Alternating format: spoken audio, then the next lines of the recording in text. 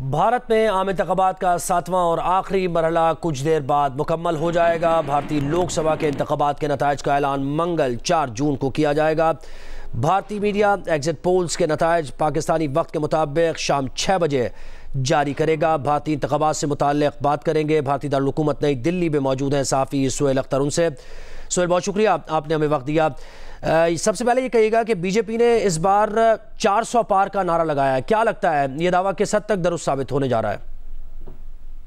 जी बिल्कुल, आपने सही कहा। इंडियन इलेक्शंस इतने दिलचस्प होते हैं कि न सिर्फ उस पर पूरी दुनिया की निगाह होती है, बल्कि जो जर्नलिस्ट इसे कवर कर रहे होते हैं वो भी काफ़ी प्रायोरिटी के साथ इस पूरे इलेक्शन की रिपोर्टिंग करते हैं। 400 पार का जो नारा है वो जब शुरू हुआ था तो काफ़ी खलबली मचा दी थी उसने अपोजिशन पार्टियों के दरमियान भी, उसके अलावा मीडिया में काफ़ी ये मौजूद बहस रहा।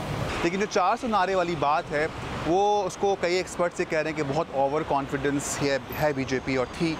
शायद ये कॉन्फिडेंस कहीं ना कहीं कम हुआ है जब जो इंडिया ब्लॉक है, जो अपोजिशन पार्टी का एक मुत्तहिदा महाज है, इन्होंने जिस तरीके से इलेक्शन लड़ा है वो कहीं ना कहीं इस बात को साबित कर रहा है कि जो 400 का जो नारा बीजेपी ने दिया था वो बहुत ही ओवर कॉन्फिडेंस में दिया गया था। अच्छा सुहेल, ये बताइएगा कि भारत में अपोजिशन इत्तेहाद इंडिया की इंतखाबी मुहिम कैसी रही है और किस हद तक ये इत्तेहाद मोदी की मकबूलियत को चैलेंज कर सकेगा?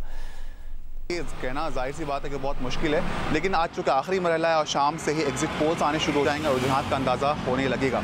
लेकिन एक बात तो तय है कि जो इंडिया ब्लॉक है उसके जो लीडर्स हैं, उनके जो इंसाइट और जो दाखिली जो सर्वेज आ रहे हैं, उन्हें भी काफ़ी कॉन्फिडेंस है इस बात का कि वो इस बार जिस तरीके से लड़े हैं, जिस तरीके से उन्होंने फ़ाइट किया, ख़ास तौर पर उनको जो लीडर्स हैं, जो अपोजिशन बड़े लीडर्स हैं, रहनुमा है राहुल गांधी के अलावा ममता बनर्जी हैं, उसके अलावा दूसरी तरफ अरविंद केजरीवाल हैं और भी कई अहम रहनुमा, जिस शिद्दत से और जिस ताकत से उन्होंने इस इलेक्शन को लड़ा है, तो उनके खीमे में भी उम्मीद की लहर देखने को मिल रही है। जी अच्छा, जम्मू कश्मीर में बीजेपी ने इलेक्शन लड़ाई नहीं है, क्या मोदी को बाकी भारत में अपनी मकबूलियत पर इतना एतमाद है कि वो समझते हैं कि रियासत जम्मू कश्मीर के बगैर भी वो अक्सरियत हासिल कर लेंगे? ये हैरत की बात है कि बीजेपी जिसने कश्मीर से आर्टिकल 370 को एब्रोगेट किया, लेकिन जब इलेक्शन लड़ने की बारी आई तो वादी कश्मीर की से जो मुताल्लिक़ा जो 3 सीटें हैं वहाँ पर बीजेपी ने बराह रास्त इलेक्शन नहीं लड़ा। इस पर सवाल भी उठे, काफ़ी हंगामा आराई भी हुई। बीजेपी ने जो है बहुत वाज़ेह जवाब नहीं दिया, लेकिन कुछ बीजेपी के तर्जमानों ने यह कहकर अपनी जान बचाई कि वो कश्मीर जीतने की बजाय कश्मीरियों का दिल जीतने की कोशिश कर रहे हैं। जी अच्छा, हम मोदी के एतमाद की बात कर रहे हैं तो इन दिनों मोदी साहब योगा भी कर रहे हैं, क्या इत्मीनान का इजहार कर रहे हैं वो कि जो वो चाह रहे थे वो होने जा रहा है? जी बिल्कुल दुरुस्त कहा आपने। वज़ीर आज़म नरेंद्र मोदी इन दिनों मेडिटेशन कर रहे हैं कन्याकुमारी में जो सनराइज़ है वो बहुत ही मशहूर है वहाँ पर। ये भी एक कहावत है इंडिया में, कश्मीर से कन्याकुमारी तक।